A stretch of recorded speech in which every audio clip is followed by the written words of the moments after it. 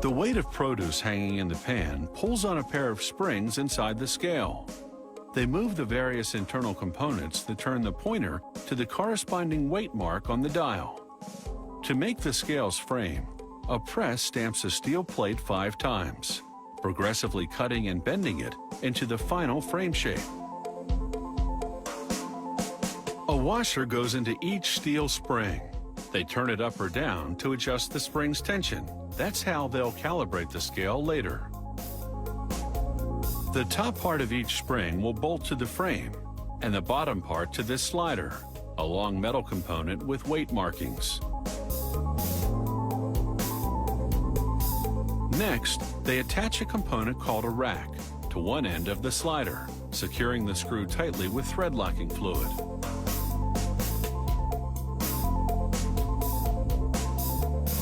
The rack's teeth will mesh with this pinion gear and turn it. They install one end of the pinion into the frame. Then they screw on a metal bridge to support the other end. They insert the slider with the rack attached through the bridge. Now, when you pull on the slider, the pinion turns. Next, they attach the springs to the frame and slider. Each spring in this imperial scale supports up to 20 pounds, making this a 40-pound scale. When weight pulls on the springs, they move the rack, which turns the pinion, which rotates the scale's pointer. A press stamps out the dial face from a steel plate. After painting it white, they print on the markings with a silkscreen press.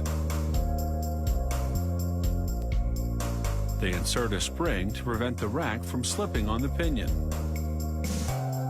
Then they put the face over the bridge so that the pinion protrudes through a hole in the middle.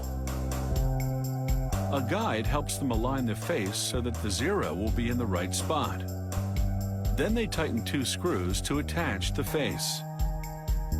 A press stamps the pointer from a thin sheet of aluminum. Using a special tool, they twist the end, forming a thin tip that won't obscure the fine line to which the pointer's pointing.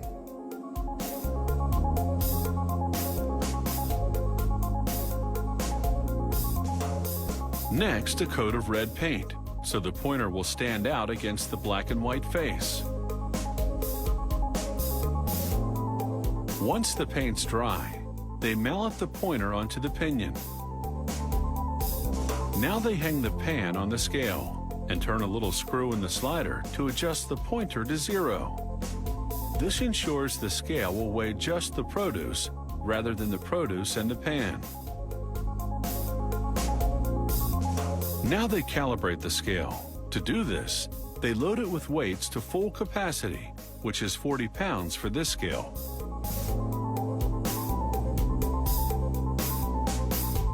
If the pointer doesn't indicate 40 pounds on the nose, they turn the washer in each spring to adjust the resistance.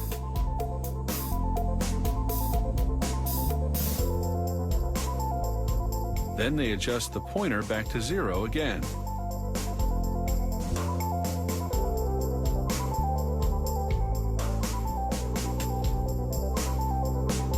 This is what they call a double dial scale, meaning it has a face and pointer on each side. They install the second dial on the opposite end of the pinion so that the 2 pointers move in unison. They close up the space between the 2 dials with a strip of white plastic. This sash ring, as it's called, has grooves for the dials and for the transparent plastic cover that goes over them.